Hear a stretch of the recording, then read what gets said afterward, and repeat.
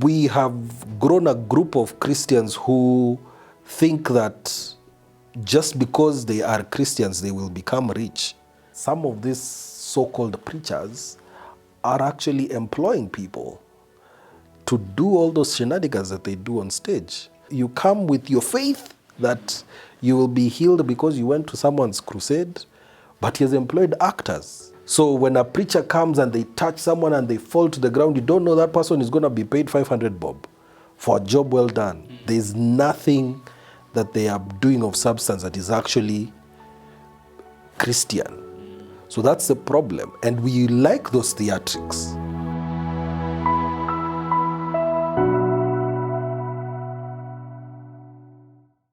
Welcome to Shared Moments with Justus. So we're going to have a conversation, just a chat, with a friend of mine. And this is one person who I think has inspired me a lot in many ways, both in the journey of content creation, but also in life generally. And this is Mumo. Vipi lakini? Niko salama. Wewe. Yes. Mambo yako ni mengi I sana. have an opinion on everything. Sasa sijui ni kuita aje.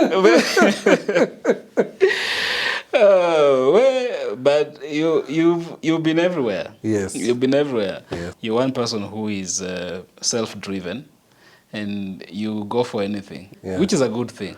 When they tell me it's not possible, I tell them wait and see. Yeah. Yes.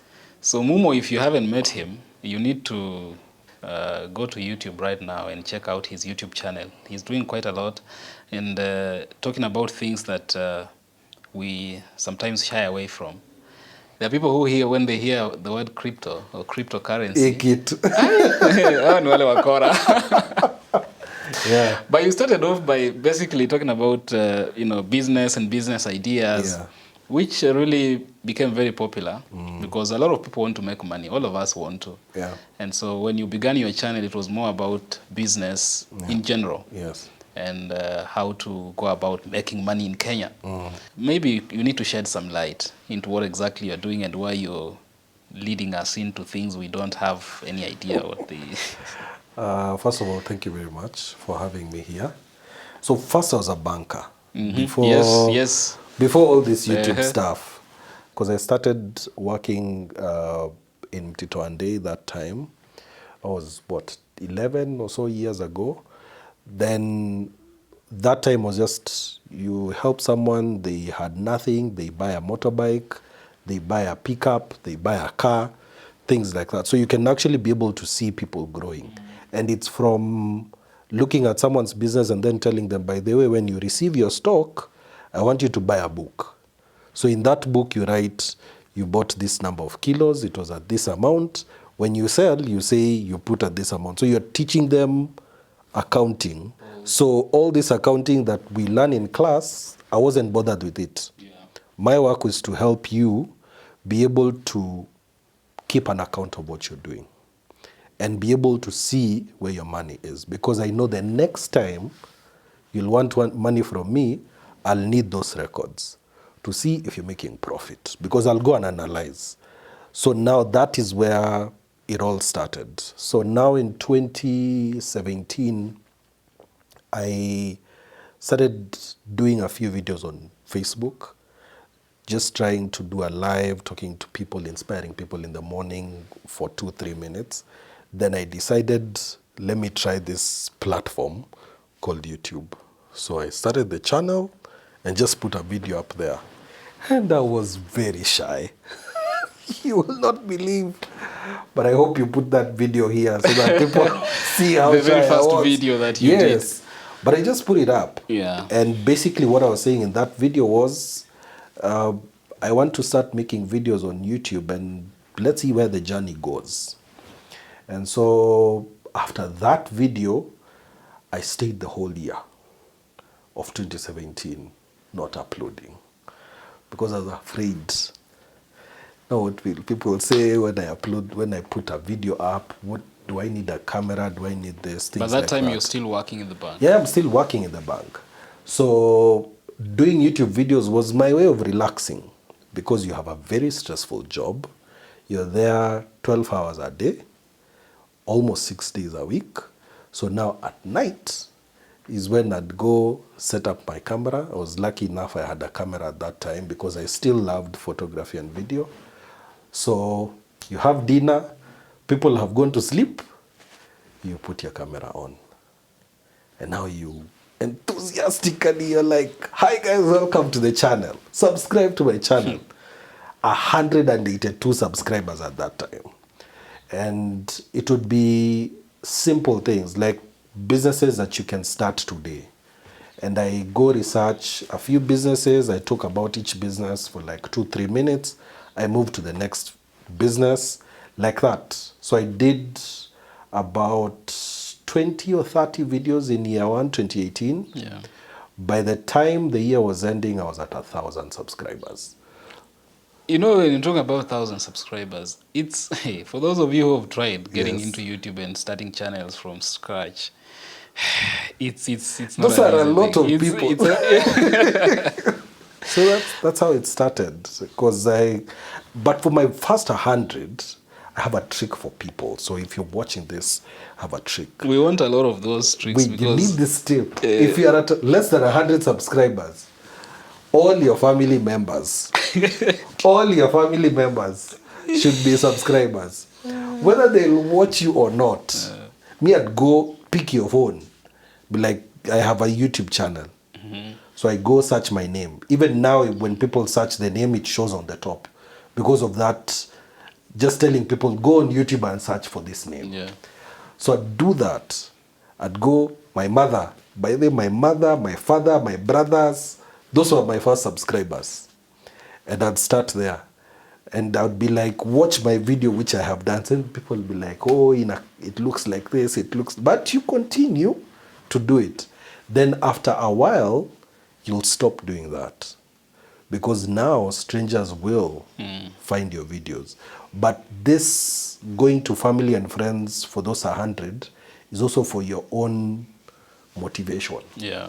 That your numbers are going up. You know you're the one who is making people Influencing. subscribe. You're the one influencing, so you are an influencer. So once you start there, by the time you're getting to 100, a few people who have no idea who you are will start seeing your content. And of course, that is if you're sharing content. Yes. Because the other mistake people make is expecting growth when all you're sharing basically is of no value to Yes. any other person. And it needs to be, just what you've just said, it needs to be something that would benefit someone else. Yeah. Most of the people who fail to get to 1,000 subscribers is because you're just sharing things that are about you. Yeah. What I realized early on, and I'm lucky because I realized that early on, I realized people don't really care about who I am. And who I am doesn't matter. In fact, for quite a long time, I don't ask people to subscribe. Because I also don't want that to be... It's good that I get to 50K now, but that's not the aim that I have. My aim is to see some of those comments when someone tells me, you have no idea how many people this video has saved. Yeah. This information would not have gotten anywhere. Why aren't we paying for such information? Those are the comments that I want. And then the more you give value to people, the more now people will start gravitating towards, so we want a little of you, of knowing who you are. Yeah. And whether you are comfortable or not to share now your personal life, but now people will now start attaching themselves to what you are providing for them because you're already providing value. Yeah. If you provide value to people, it's very easy to get to 1,000 subscribers. It's very easy to get to 1,000 subscribers. And you see, for you, you got to a point where you actually decided to now go into YouTube full time. Yes. And I mean, how was that decision really? How do you venture into such a gray area, you know, with all the needs, financial needs that we have? Yeah. Ama YouTube ilikuwa inakulipa at the time when you... No. Even now, okay, let me not say that very loud. Sema pole pole. Acha niseme pole pole. But even at that time, YouTube wasn't making me money. Like, You know, there are stories that you hear online of what YouTubers are making money here in Kenya. I'm not among those ones. But I'd gotten to a point in my work life where whatever I'm trying to create and whatever I'm doing in the office is now starting to conflict. Because I run a photography business.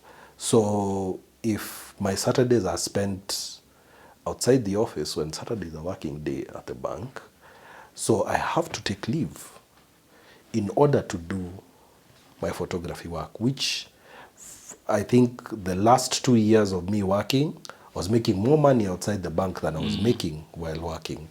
So you start doing those mathematics of, so if I am spending 10 minutes here and I'm spending 1 hour there, what if I spend 1 hour here? Yeah.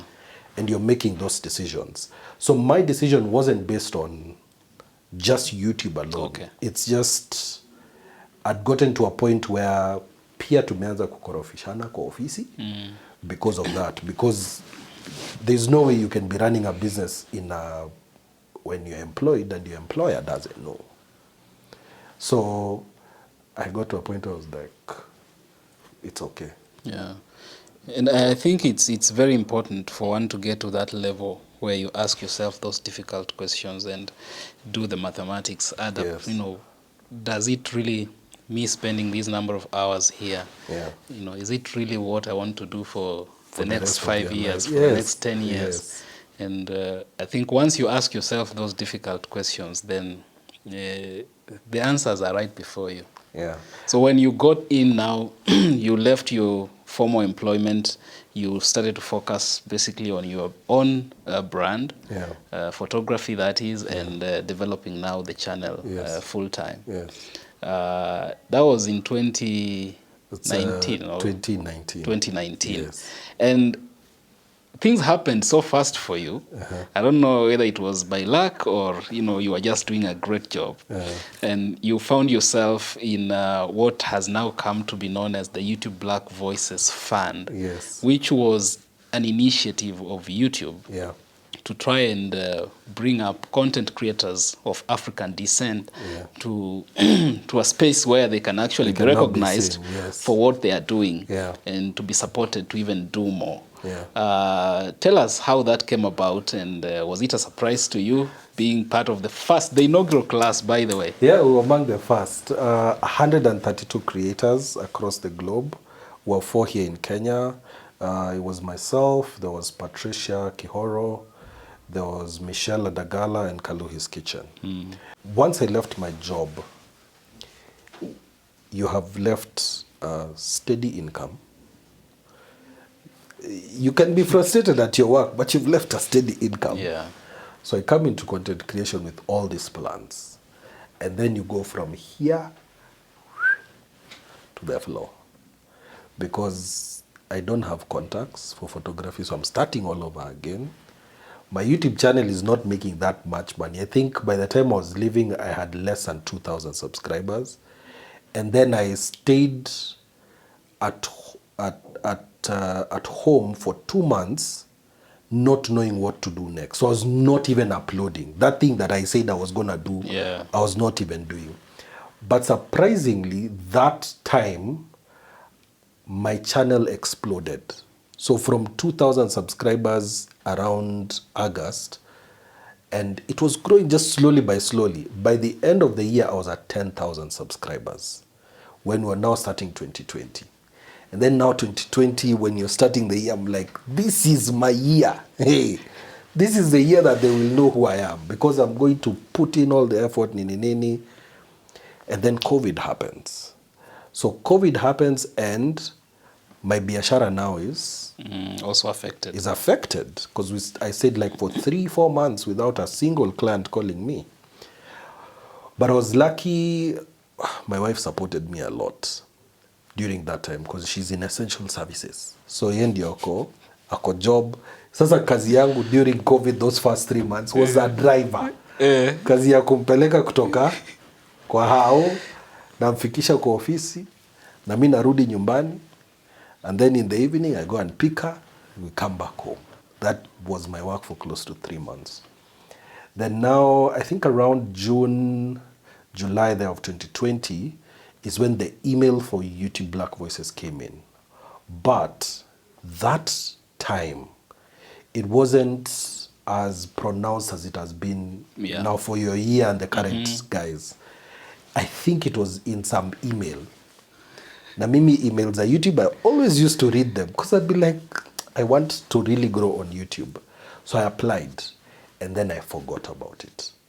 Because it wasn't those things that you would, like it wasn't a competition. Yes. It wasn't something that is established. You haven't seen other people do it. So we're just there.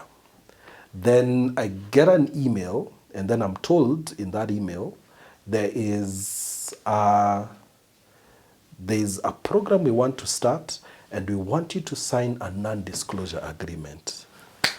Non-disclosure. What is that? What is that? Hey, non-disclosure agreement. I look at the email because we do get quite some interesting emails when you're a creator. But I saw it was from @google.com. Yeah. So I was like, This is legit. what is this thing they are trying? Because I had no idea what it is. So I just signed and returned back. So I told my wife, by the way, today I got a very weird email in DA. Okay.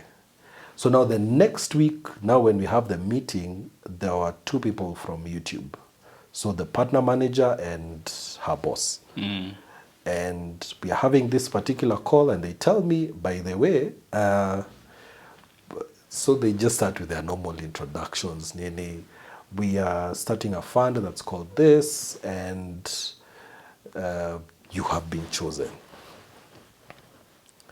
So I have been chosen. So what does that mean? Yeah. And it means, first of all, we are going to give you this amount of money. We are not allowed to say how much money it is. NDA. We are going to give you this amount of money. And that moment, I cried. Just as I cried because finally, shouldn't be getting emotional. Finally, I felt like someone was seeing Validation. the effort that I have made. By this time, I think I've made like 200 videos on YouTube. I don't get views. People watch my videos, they don't subscribe. I'm like, I think 19,000 subscribers by that time. So I'm wondering, hii kitu yenye niliacha bank for, what is wananicheka saa hizi? You know, because you're trying to think of, like, if I had stayed working at the bank, right now, ningekuwa mkubwa mahali. Yeah. Because niko na kimbelembele sana. Okay, you call it hard work and ambitiousness. Watu wenye okolezi wanaitanga kimbelembele. But niko na kimbelembele sana. Unajipendekeza. Mimi nakuanga hata MD wa Kenya wa hiyo bank namjua. We've shaken hands. But anyway, that's the kind of person that I am. Yeah. So now that moment, because I started thinking of all the struggle that's been there just to get that channel to where it is. Finally, someone is seeing. And it taught me that time, and that's something that I carry until today, and I try and tell as many creators as possible. It doesn't matter how many views you're getting, because every view is one human being. It can be one view, and that one view, like it's happened to someone in the US, that one view is Oprah Winfrey. And imagine how that changes your life. So that particular moment and hearing what that would mean for us as a family, and even like for the brand that I'm trying to create. Yeah. Because me everywhere I go, my name is Mumo. That's a brand I'm creating. And finally someone at YouTube is saying, you're doing a good job. We want to see more of what you're doing. So we signed an agreement, nini, January, by that week ya mwisho, because we're given the money all at once. Oh. Yeah. So we get the money like this, my friend. Mpaka unaangalia bank account. Like, am I dreaming? Have they added zeros at screenshots? Yes. So I have that amount. Yani iko hapo, and then I'm like, so I went around. I had gotten into a bit of debt in 2020 as it was starting. And then COVID made it worse. So I picked this money. Everywhere. Niko na deni yako. Tumalizane. Tuishane. I don't want to hear a call from you again. And then I bought a few things for my YouTube channel. Started, like I wanted the 70-200 lens, which is the lens looking at you. Hiyo lens nilikuwa naipenda sana. And it pays for itself. Yeah. So I bought that. Got a camera now that I go around with for my YouTube channel and all that. And then invested vizuri too for myself. So now I can be able to say I have this money on the side here that is making me some money, and now YouTube wananiona mi ni mtu wa kusikika. And that's how it started. Because now from there we just hit 50,000 last month. Yeah. Congratulations. Thank you very much. Tunakufuata tu. Ukilala hivi. By the time unaamuka hivi. But yeah, so like that was a turning point. Yeah. Joining YouTube Black Voices was really a turning point. And it's those things that for YouTube they may be doing it for their own reasons. But for me, that's the reason I'm still here today. Yeah. Saying I'm proud to be a content creator. And no matter what happens, no matter which platform comes, I'm not leaving YouTube. I've been through the program as well, Yeah. and I've been able to do a lot on YouTube. Even my partner manager is one person who has been very helpful. And the support that has come on this particular platform, honestly, hats off to YouTube. And this is not just PR. This is one platform. We have not been paid to We say have not what been we are paid. saying today. Yeah, honestly. And the journey has been such an amazing journey that for a content creator, I think this is a space that you feel valued and rewarded for the effort that you put in. Yeah. There are so many other opportunities that have come my way and your way, just as a result of this exposure that particular initiative gave you. Yeah. You are in the class of 2021. Yeah. But I remember last year when we were going for our own graduation for the class of 2022 in Cape Town, you were part of that. And yet your class was 2021, but YouTube is still dragging you along. And all these other activities we've had in between, you guys have still been part of it. So it was not just a one-off experience that you saw. YouTube says, now the class of 2021, wait, tumemalizana na nyinyi. Now we want another. No, it's been a journey, and we keep, going all together. Yeah. What was one thing that perhaps stood out for you during that period when you were actively in class during the 2021 session? I think for me, the biggest thing was to see how other people are creating communities. And not just community, like I'm a creator and then I create a community around me, but more of creator to creator communities. Yeah. Because what most people don't know about being a content creator is that it's a very lonely job. For so many people, they talk to the camera and that's the only person who they talk to. And when an audience member is watching me, they feel like they know me because I bring myself out at that time. And then after I have switched the camera off, that's it. That's it. So I start thinking of how do I edit this? I need to upload it and things like that. But now having other creators around you who you can be able to regularly be bouncing ideas off of, and then encouraging each other is something that I saw, and I was like, we need to start something like that here in Kenya.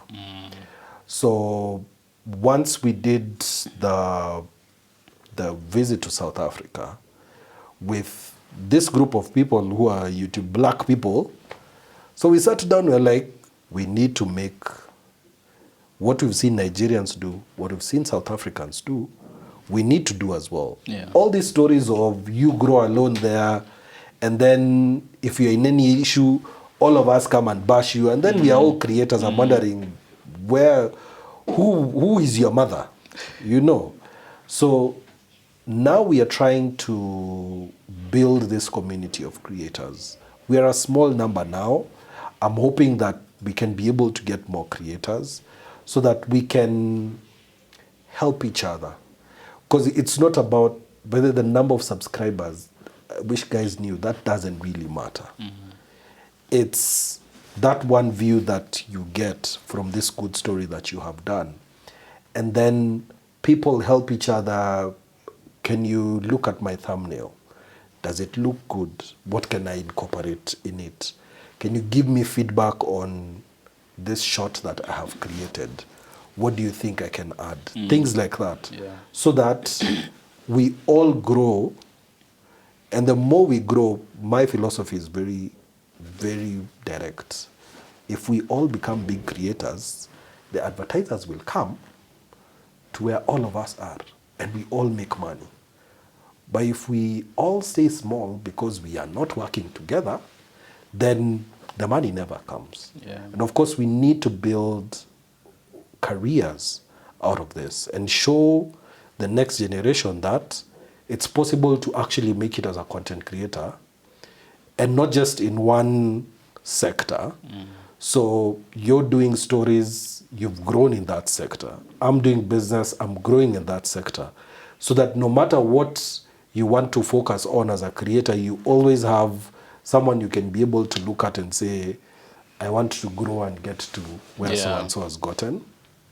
But the main thing is there are things that you know that I don't know. And I need to learn them from you. Because the moment I learn those things from you, I'm able to incorporate that into my content. And once I do that, my audience also gets value. The things I know and I teach you, your audience also gets value. We all can be able to grow together. I think the final thing that I learned is just the power of asking questions. If you can just ask questions on things that you don't know, you can make a lot of headway. Be as inquisitive as you can and be as open-minded as you can, because even the younger people that are in the 2023 class, there's so many things I've learned from those people, and they're making so much money. So I'm like, so if I do ABCD, I can also start making money out of this. And those insights help to build you as a person, because we are all trying to grow media empires wherever we are. And so we need to get to a point individually as creators and realize I am doing something important and I am doing it well. I can improve, but whatever I'm doing right now, I'm doing it well. Because people are responding. If you have 100 views, my thinking is usually, if we bring 100 people to be seated here to be listening to this conversation, some people would get shy. Yeah. But those 100 views online, we've been desensitized that we feel, 100, what is 100 views? Why are my videos only getting 50 views? Why do I just have 50 followers? And if you think about it, say you were walking up a Ejay building and then 50 people started following you. Yeah. Would you be okay or would you be scared? Yeah. So think of it that way. These are 50 human beings who've decided your content is worth their time watching. So you look at your average video duration and you see 4 minutes, you're like, so this person decided they can spend their very expensive bundles and watch me for 4 minutes. That's something. So how do I make it better? How do I improve it? So how do I attract even more people? That's what you should be thinking about. Not it's only 100 views. 100 views is not a lot. If we just change that, just a self-view and a look at the numbers, because some of these numbers, they may make you feel like you're not doing anything. But sometimes I'm like, it has 800 views and it's a 3-year-old video. I'm like, yeah, it reached the people it was supposed to reach. Yeah. So I go on. I typically don't even look at the videos that I have already done, because once it's up on YouTube, there's nothing else you can do with it. So let's start working on the next one and hope we can make it better than this one. That's how you just have to look at it. There's a group of content creators Yeah. in the country and in the region who have turned around the traditional way of doing content. So you're willing to go to any length, Yeah. even if it means stripping naked Yeah. for the views, for people to watch your content Yeah. and keep talking about you. Yeah. Going with the camera to your bedroom, and if that is what it takes for me to trend, Yeah. for me to be listened and heard, Yeah. I'm willing to do all that. I don't know what your view is. Have very radical personal views. But anyway, I think just to answer it seriously, there is a genius behind that, because you give people what they are interested in. That I understand, the producer part of it. There is a danger to it as well. And the good thing is some of those things haven't happened here, but there are stories of content creators, like you are on your lawn, just outside your house, and just with the photo of how your house looks, someone can be able to know exactly where you stay. And they come there and they harm you. And right now, people don't see it because it has not happened to anyone. But that's a real danger that's there. Secondly, I think there is a part of our lives that should be part of our private life. There was someone I was watching who was saying people have 3 different lives. You have a public life, you have a private life, and you have a secret life. And so many content creators move what is supposed to be in their private life to their public life, not understanding the ramifications that has. Because one of the dangers I see with that is it's hard to have a healthy relationship when your relationship is public, because there is no relationship that is perfect. And any content creator that attempts to tell us theirs is lying, because arguments exist. Things go wrong. There are times when you don't want to see your spouse. If you're married, there are times you don't want to see your spouse.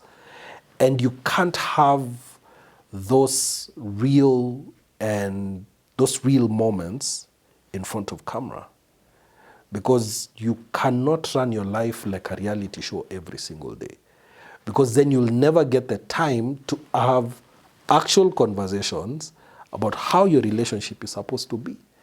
Because if people have the chance to get into your bedroom, then so what is between me and you? Because you've allowed them in, so they feel that in that where it's supposed to be your private life, in that place, they have a say. On the flip side, the vulnerability aspect, or perhaps some may argue, speaks to authenticity. You know, you want to be real. You want to share content that, you know, is not enacted or acted. This is life, real life in its raw form. Yes. And this is what the audience, you know, really is looking for. They want to connect with someone who is genuine, who is open. Yes. You know, so how do you draw the balance so that people are not fake in the manner in which they share about themselves and the content they post, and yet they also don't cross the line to really share things that aren't meant for the public. I think I saw a creator say, from now on, I'll not be talking about this. And still, that is still authentic. Because now you need to set boundaries. As a content creator, you need to set boundaries with your audience and tell them, by the way, you guys can know just this about me, and that's okay. If they pry, like sometimes, what happens to me, people ask me, so how much crypto have you bought? How much crypto do you have? I'm like, that's private. Because I don't come to you in your bank account and ask you, how much money do you have in your bank account? That's private. So as a creator, you need to decide A, B, C, D is public. The rest is private. And I shouldn't have to explain to anyone else because they wouldn't do the same things that you're doing. And then you can actually be able to have healthy relationships away from the cameras. Because sometimes, even as we are attempting to be as authentic as possible, you find there are people who we show things about them who have not given their permission for us to show their public lives. Like your children have not accepted to be stars on your show because they don't even have that capacity to say, Mom, by the way, what you're doing, I don't like being on social media. So what happens now in future when they grow up and they start seeing those videos of you two arguing and you were seated there? And those arguments were in their presence. So some of those things, we don't think about them now because we want the views, we want the AdSense money now. But then it will affect relationships in future. Yeah. Wow. What are your thoughts on the ongoing circus, especially? Let me not call it circus because the details are scanty. Religious manipulation, where we've had a lot of people lose their lives in the name of church, which is being equated to cultism at the coastal Kenya, involving one pastor, Paul Mackenzie. I think one of the things that I have noted is so many people want a church where you're told what you want to hear, not what you need to hear. And especially the very serious Bible-focused churches, many of them don't have members. Because the Bible will tell you whether you're living right or wrong. But there are churches where you go where you don't really have a preacher, you have a motivational speaker. Or you have a prosperity gospel preacher. And those are the places that people want to go. Because people don't want to be told what they are doing wrong. And the preachers who go out of their way of telling you this is the right way you should be living, this is what you should be doing, those people don't have an audience. And so, because we want wealth very quickly, or we want our money to be doubled, you have those preachers who can see things about your life, and we are fascinated by such things. We have grown a group of Christians who think that just because they are Christians, they will become rich. You need to wake up. And you need to go and work. You need to go and compete with the children of the world and be better at it because you know that by you succeeding, you actually help in the gospel. But how come we are not learning? Because this is not the first time, this prosperity kind of gospel and people being taken advantage of. It's not the first time we are seeing this. We've had this, time and again. How come people don't learn? We forget very easily. And sometimes people think that I'll be the special case and it will work for me. And people also don't understand that some of these so-called preachers are actually employing people to do all those shenanigans that they do on stage. So you come with your faith that You will be healed because you went to someone's crusade, but he has employed actors. Someone has come in, they say... Ni cinema. Yes. So when a preacher comes and they touch someone and they fall to the ground, you don't know that person is going to be paid 500 bob for a job well done. There's nothing that they are doing of substance that is actually Christian. So that's the problem. And we like those theatrics. That's why some churches up at Nairobi, they are so full. Yeah. Because the pastor is full of theatrics, calling people names like, in church. Like, if there is ever an example of how churches should be run, people should be looking at what Jesus was doing. Was he doing such things that we see in our churches today? If you don't see that, then you're in the wrong place. You'd rather be in your house reading your Bible than go to such a church. That's what I'd say. You know, we can sit here and talk all day, which is not a bad thing. Maybe we should make this a podcast. And have Give us the name of the podcast. As a running series. So I want to know a little about how you started. Okay. Because for me, discovering you was during YouTube Black. So how did that start, that you decided YouTube is a place to go? Actually, I don't think I ever at any point decided that I wanted to make YouTube my home. Yeah. The passion and the burden I had was more of trying to make a difference within my sphere of influence. And so coming up to finally creating content was really in the effort to just try and make someone feel like someone else is listening to them, and whatever it is they are going through is a means to something greater that can actually happen in their, in their life if they pay attention. Fast forward 2019, I got to a point. I said, let me try and give and speak about things that I don't see in the mainstream. Yes. Given a lot of attention and audience. Let me try and excite people to talk about their personal experiences that can help others to learn something from. Because if we are told that it's better to learn from other people's experiences, then let's bring those experiences so that people can have a chance to learn. So that was the motivation. But I started with one. So I reached out to a friend of mine who I knew had quite, a story. Yes. And I was not sure if they were willing to share it publicly. We've just talked about separating public, but there are certain things I think you just have to share. Yeah. So I reached out and I asked her if she would be willing to tell her story on TV. That was the language I used because I was not on YouTube at the time. Yes. And she hesitated. But after explaining where I was coming from and how different this was going to be from just regular television, she bought in. And we did that story. We recorded. I remember we went to somewhere in Ngong. We were on top of a hill, just having a good time, and we recorded that story for more than 2 hours. Yeah. But I didn't know where I was taking it. I didn't run any TV channel, so I didn't know where I was going to take that story. But I recorded.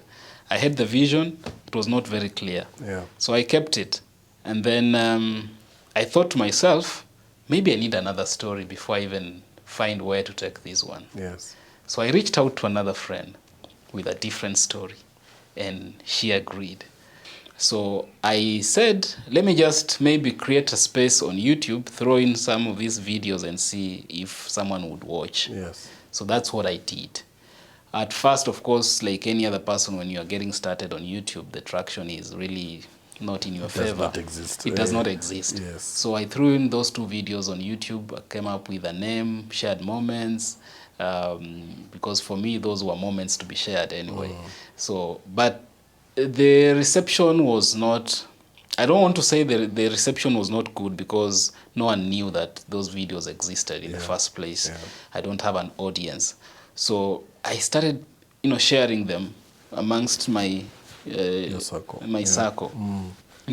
sharing the link. There's this story I've posted here. Can you kindly go and check it out and see if it's something you can share with, your friends? Yes. So that's how it started. And but it was very difficult to sustain because it's not the only thing I was doing. I was as well, having an 8 to 5 and doing other things as committed as I was. Yeah. So once in a while, when I get a chance, I do a story. But in 2020, because of COVID and all those other dynamics, I was not able to do a lot of stories because movement was restricted and all those things. So it was a very dull year in terms of content creation. So the end of 2020, I think I had done like 4 stories max. Yeah.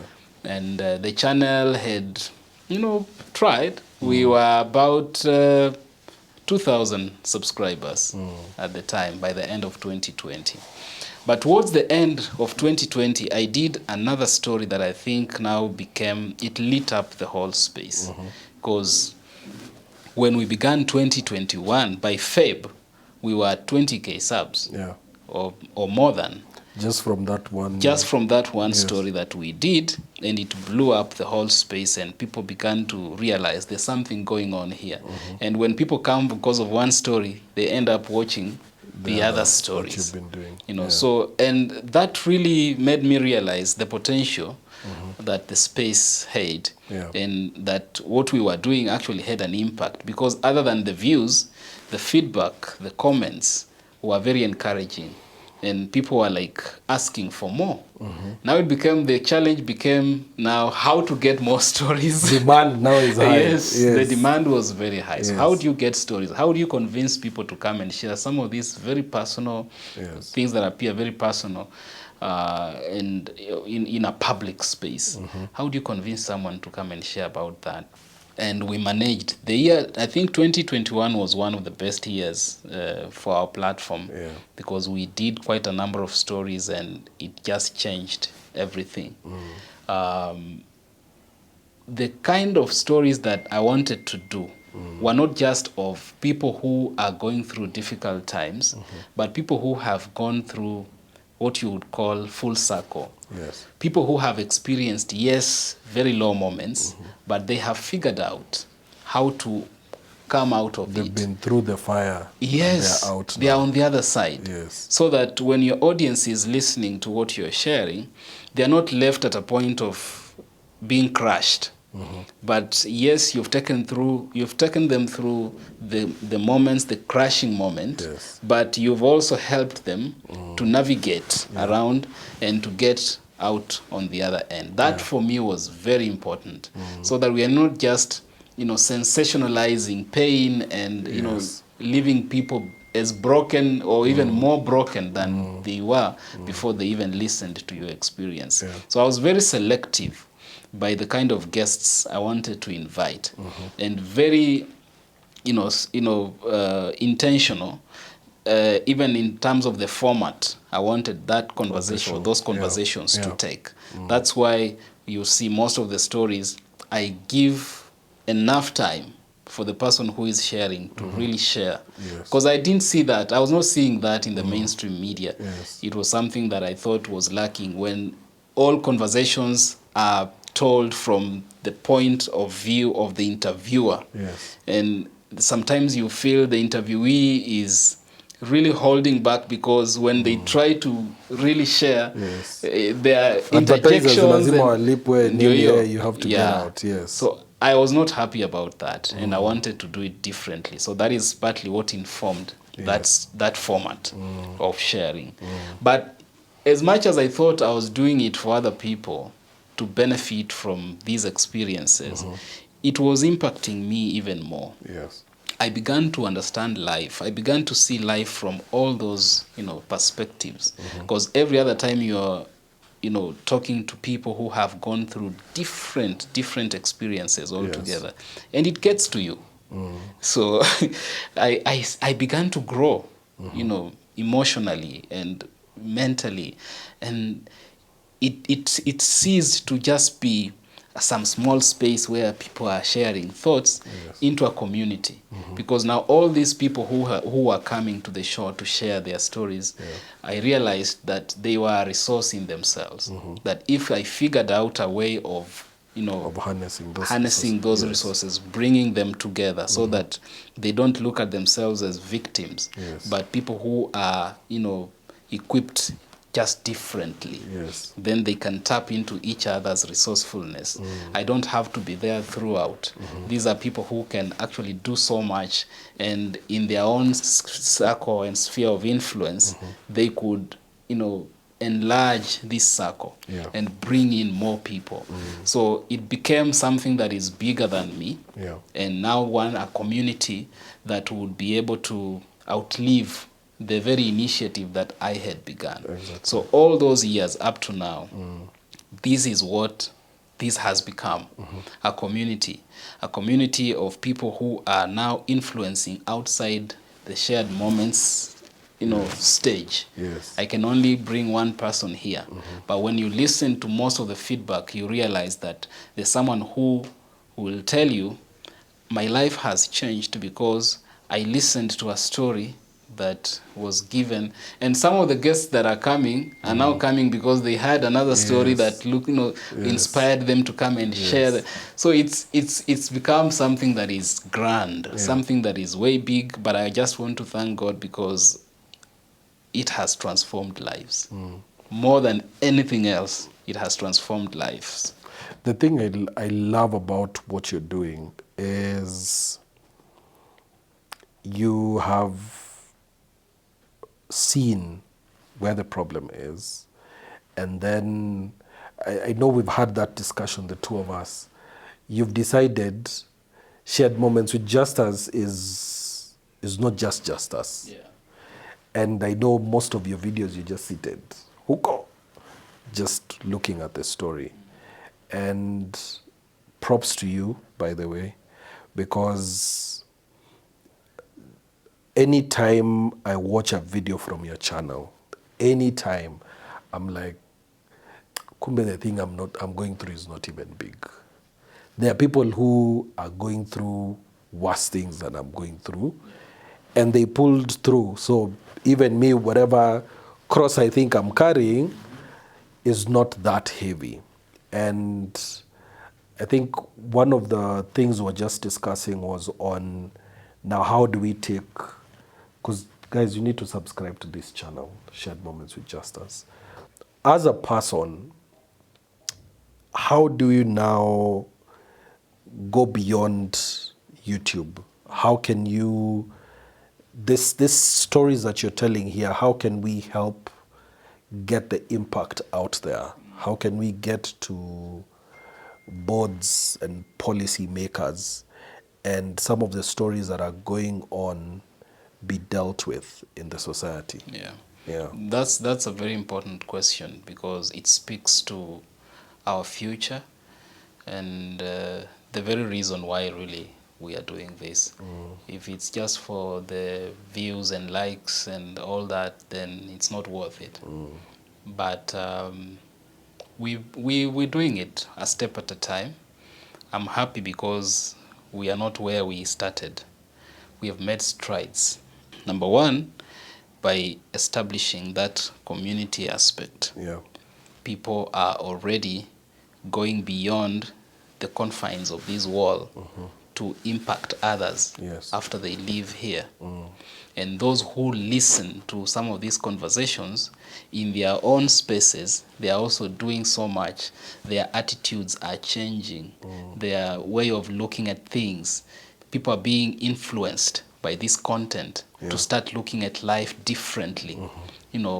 And families are beginning to come together as a realization that, think if that guy managed to do that, we can do so much. So even at that stage alone, I'm happy that that kind of influence is happening. But again, of course, as you said, this has to go to the next step. We have occasionally organized for this community to have physical gatherings. Because sometimes when everything is virtual, you need touch. There's something that is lost. There's something that is lost. Yes. So we realized that. And so occasionally we bring this community together physically to just, interface and see other creative ways that they can be able to push the agenda forward. And every time we come physically together, we try to also loop in some of these policymakers, the Kenya Human Rights Commission, and the people that really we feel would play a central role in helping us take these conversations to the next level. So that is what we are currently doing. But we are not stopping at it. We want to take advantage of any available opportunity and means to make sure that, really it's about impact on the ground. Even those who have come here to share their stories, their lives changed. Even those who came thinking they are coming to change others, when all is said and done, they realized that they benefited more by coming to share than even those who they were sharing to listen and learn from them. So it's been a space where I'm also learning so much. I don't know a lot of things, but the more I do this, the more I interact with people, the more God opens up my mind to even take advantage of the opportunities that are coming up. But it's been a blessing. Yeah. So Justus, I think one exciting thing for me is the vision you have is not one that so many people have the humility to follow. I think as content creators, we like being the center of attention. We like being, you're the star. But you have, because I was able to attend the event that you did last year, and being in that particular event, I was able to see many of these people who have been on this channel and them just being at a place of happiness just to be part of the community that you've mentioned. And for me, from where I sit as a content creator, I am in awe of that ability to just allow God to use you in such a profound way. It's not something that you'll find with very many people, because as content creators, we are very self-indulgent. I want people to know my name, but then the vision that God gave you and that He has given you is one where the normal person can be able to come and they will shine and their lives will change. And it's because you've allowed God to just help you build a platform. So from all your followers and all your subscribers and your viewers, thank you for accepting that call, because it's not easy. And it's very tempting to be like, mi ndio nitakuwa nikiongea na all the guests that are coming in. But you've allowed people to come here and heal through telling of their stories and sharing their moments with you. And to your team as well, you're doing a very noble job. And don't stop. No matter the views that you get, no matter the followers that you get, don't lose the vision. Because you're doing something that no one else is doing and no one else can do. You're in a place where you have the opportunity to bring an impact to families, to people's lives, to the society. Honestly, you should be governor because of what you're doing. Like, you're actually helping people be able to talk through the things they've been through. And then if I'm watching at home, I'm able to see God can be able to work a miracle in people's lives. So congratulations. Thank you. You know, one of the things I've really struggled with for the better part of my life is acknowledging or even allowing people to celebrate you for who you are. Because I grew up being taught to celebrate other people. And I know what it feels when you do something, you work yourself, you do everything it takes, and no one pays attention. Yes. And so one of the things that has really melted my heart over the years, at least when I've been doing these stories, is seeing people come through, people who the society has neglected or looked the other side. And yet these are people who have sacrificed everything they had to just stay alive. And when they come here and you give them attention and you give them the space to express themselves, you value them, it's and you know, they find themselves in that space where something they've all the time been looking or yearning for. Yeah. And you look at their eyes and they're just overwhelmed by the fact that someone could recognize them for who they are without judging them. You know, you look, when you see that, there's no greater reward anyone can get. Yeah. And that, for the better part, has been the experience for many people I have given a chance to really just come and be them on the platform. And it's taught me a lot that the things that sometimes we are socialized and taught to believe are the way of life, we need to get to a point where we stop and question things if we want to change the trajectory of the human life.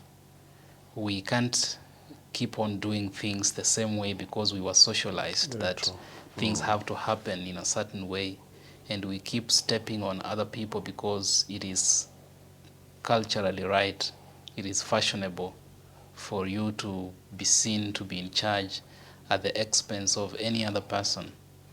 I think it's time for us to just stop. When the momentum takes over, then you are not in control. So we have to get to a point where we actually stop the motion and look around, ask ourselves those difficult questions. Is this movement really adding value to those around me? Or I'm just running alone? So if you are not making any difference in any other person but yourself, I don't think you belong here. You don't. So I have struggled with a lot of things myself growing up, and all of that somehow, when I see someone else achieve certain things that I would only dream about, I feel like I'm the one who is, you know, getting those, you know, achieving those things. Yeah. But I thank God for his mysterious ways of bringing about transformation and exposing us to environments that open up our scope, our thinking, and helping us to even interface with the right people at the right time. Yeah. All these things put together, sometimes they are not clear, and in most, for the better part, they will never be clear until you get to the end is when you figure Then out, you start looking behind this and is, saying, yes. I wouldn't have been here. It has taken God to figure out this map altogether. But I'm just grateful and thank you for pointing out a lot of things you have. It takes humility for one to also recognize efforts from other people. So thank you. And for all those who have consistently been, you know, very supportive, even when the dream, the vision was not very clear. I've had people who have supported me and said, we are not very sure, but this looks like a good plan, and we are behind you. Yes. So you can count on us. The people who have been besides me, those who have sacrificed even their own resources to have this channel grow and support even the guests, some of the guests who have been in need. You've used your money, and I can't repay all of you for all that. Yeah, but I believe we are here for a purpose, and before our time lapses, hopefully that purpose would be accomplished. Very true. Yeah. And so, for the first time ever, let me close this show. I think from where we sit as young men in this content creation space, and I know there are very few men in Kenya who are creating content. From where we sit, I think this is just the first conversation of many. And hopefully, after you're done with watching these 2 hours of us speaking, you'll have gotten something and you'll have gotten inspired. So there are a few things that I need you to do. One is, please make sure to send this video to as many people as possible. Your friends, your family, your enemies, all of them, send to them.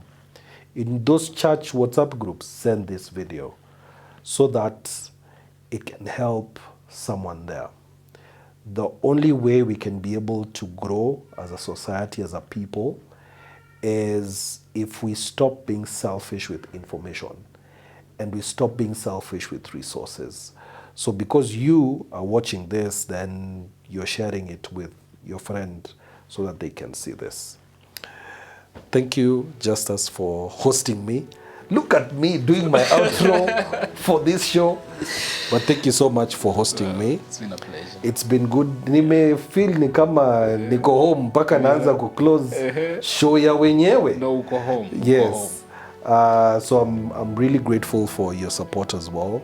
I think of the people in YouTube Black Voices, he's my favorite. Cut. Thanks. Thank you very much. Yeah.